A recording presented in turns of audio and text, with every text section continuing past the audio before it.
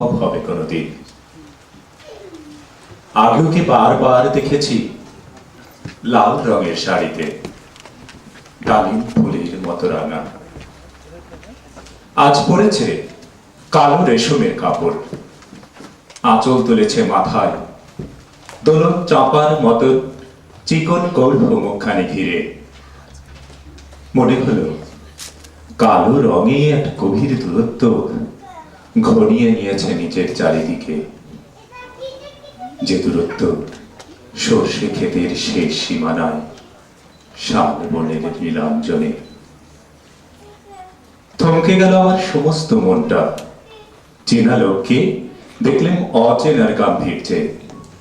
হঠাৎ খবরের কাগজ ফেলে দিয়ে আমাকে করলে নমস্কার। সমাজ বিধির পথ গেল খুলে। আলাপ করলেন শুরু, কেমন আছো, কেমন চলছে সংসার ইত্যাদি। সে রইল জানালার বাইরের দিকে চেয়ে, যেন কাছের দিনের ছোঁয়াচ পার হওয়া চাহনিতে। দিলে অত্যন্ত ছোট দুটো একটা জবাব, কোনোটা বা দিলেই না। বুঝিয়ে দিলে হাতের অস্থিরতায়, কেন এসব কথা, এর চেয়ে অনেক ভালো চুপ করে থাকা।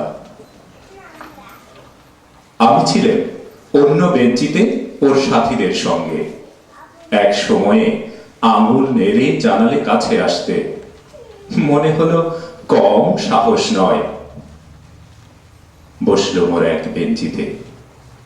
গাড়ির আওয়াজের আড়ালে বললেন মৃদুস্বরে, কিছু মনে করো না, সময় কোথা সময় নষ্ট করবার। আমাকে নামতে হবে পরের স্টেশনে, দূরে যাবে তুমি, দেখা হবে না আর কোনোদিনই।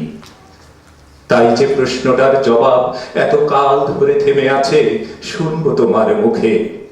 সত্যি করে বলবে তো? আমি বললে বলবো।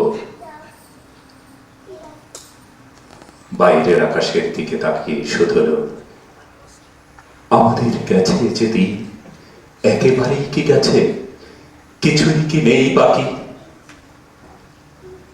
একটুকু রইলেন চুপ করে, তারপর বললেন, রাতের সব তারাই আছে দিনের আলোর গভীরে। খটকা লাগলো, কি জানি বানিয়ে বললেন নাকি। ও বললে, থাক এখন যাও ওদিকে। সবাই নেমে গেল পরের স্টেশনে।